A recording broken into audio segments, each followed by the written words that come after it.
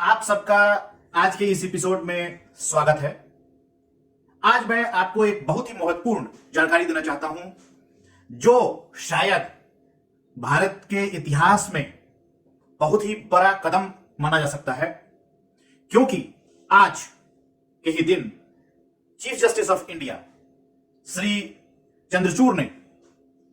एक अनाउंसमेंट किया है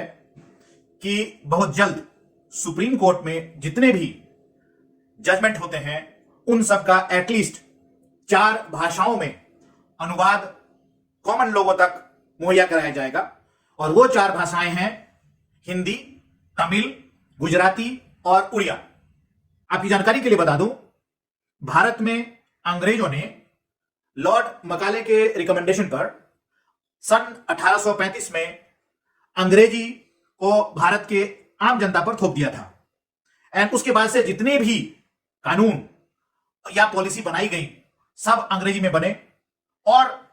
भारत के स्वतंत्रता के बाद भी 1947 15 अगस्त के स्वतंत्रता के बाद भी हमारे देश में अंग्रेजियत धीरे धीरे लागू कर दिया गया। और आज तक सुप्रीम कोर्ट में या अन्य जितने भी बड़े बड़े कोर्ट्स हैं, खासकर हाई कोर्ट में जो जजमेंट्स होती हैं या प्रोसीडिंग्स होती हैं, वो सब अंग्रेजी में लाई जाती हैं। इतना ही नहीं, आम जनता तक जो डिसीजन बनते हैं या जो पॉलिसी बनते हैं वो नहीं पहुंच पाता। और इसके लिए भारत सरकार ने, कुछ इनलाइटेड लीडर्स ने, कुछ इनलाइटेड एडमिनिस्ट्रेटर्स ने बहुत सारे नए नए पॉलिसी बनाए इंकरेजमेंट करने के लिए। हिंदी या भारतीय भाषाओं को इंकरेज करने के लिए मल्टीलिंगुअल डिपार्टमेंट्स बनाए। राजभाषा हिंदी को प्रमोट करने के लिए राजभाषा डिपार्टमेंट बनाया गया मिनिस्ट्री ऑफ होम अफेयर्स के तहत। लेकिन चूंकि कानूनी व्यवस्था कुछ ऐसी थी कि अंग्रेजी का मोनोपोली बरकरार रहा। इसी बात को ध्यान में रखते हुए जस्टिस धनंजय वाई चंद्रचूड़ जी ने ई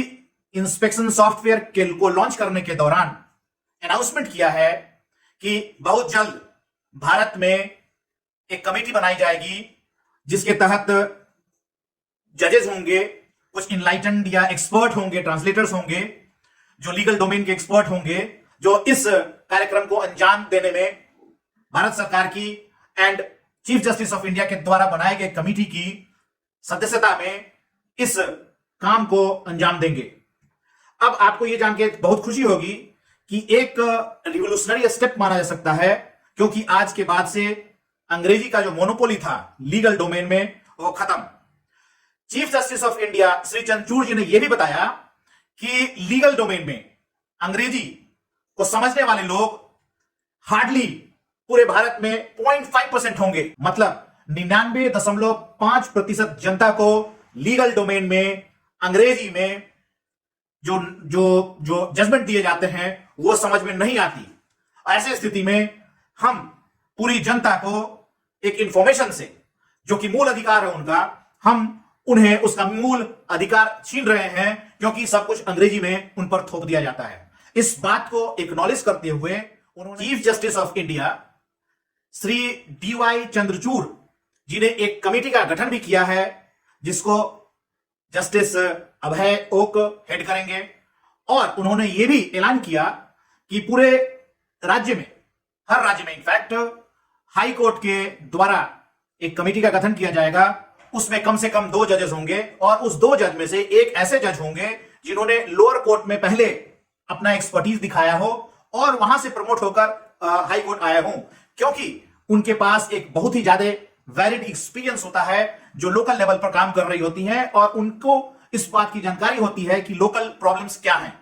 तो लोकल लोगों के प्रॉब्लम्स को ध्यान में रखते हुए एक कमेटी का गठन हाई कोर्ट लेवल पर भी होगा, सुप्रीम कोर्ट के लेवल पर भी होगा। इससे लोगों की समस्याओं को समझने में मौका मिलेगा लोगों को, जजेस को, और उसी के हिसाब से एक पॉलिसी बनाया जाएगा और उसी पॉलिसी को ध्यान में रखते हुए कार्य किया जाएगा, ताकि अनुवाद खासकर लीगल डोमेन में उसको अंजाम दिया जा सके और जितने भी जजमेंट्स सुप्रीम कोर्ट या हाई कोर्ट या लोअर कोर्ट में होती हैं उसको धीरे धीरे जनता तक पहुंचाया जा सकेगा अनुवाद के जरिए। मित्रों, ये जानकारी जो है और ये जो एक डिसीजन है या ये जो अनाउंसमेंट है चीफ जस्टिस ऑफ इंडिया की तरफ से, मुझे लगता है कि भारत के लीगल डोमेन में, भारत के सामाजिक ताना बाना में, भारत के लैंग्वेज इंडस्ट्री में, भारत के कानूनी व्यवस्था में एक रिवॉल्यूशन लाने वाला है। और जो एक्सेस टू इंफॉर्मेशन जिसको हम बोलते हैं कि भारतीय जनता को डिप्राइव कर दिया जाता था, खासकर जजमेंट को ना पढ़ पाने के कारण या पॉलिसी को अंग्रेजी में होने के कारण उनको बहुत दिक्कतें होती थी या उसको अनुवाद मुहैया नहीं कराया जा सकता था। और इतना कॉम्प्लिकेटेड जो लीगल लैंग्वेज होता है वो आम जनता को, इवन वो अगर अंग्रेजी जानते हैं तो उनको समझ में नहीं आती।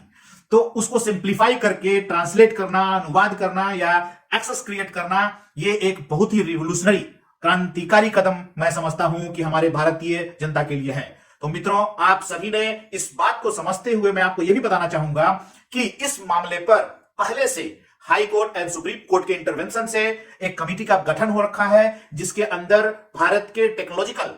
इंस्टीट्यूशंस जैसे IIT Mumbai, IIT Delhi, triple IIT Hyderabad, BHU जैसे एक्सपर्ट इंस्टीट्यूशन इन्वॉल्व है। लकीली मैं भी एक उसका पार्ट हूं, उस कंसोर्टियम का, जो सुप्रीम कोर्ट के डायरेक्टिव्स के तहत मशीन तैयार कर रही है, जिसको हम ट्रांसलेट कर सकते हैं, जिसके थ्रू हम लीगल डोमेन में डॉक्यूमेंट को ट्रांसलेट कर सकते हैं और मशीन लर्निंग, आर्टिफिशियल इंटेलिजेंस, इन सब का इंटीग्रेशन करके एक सॉफ्टवेयर तैयार किया जा सकता है, जिससे कि ऑटोमेट किया जा सकता है अनुवाद को, और उस अनुवाद को प्रोसेस करने के बाद क्वालिटी कंट्रोल करने के लिए एक अलग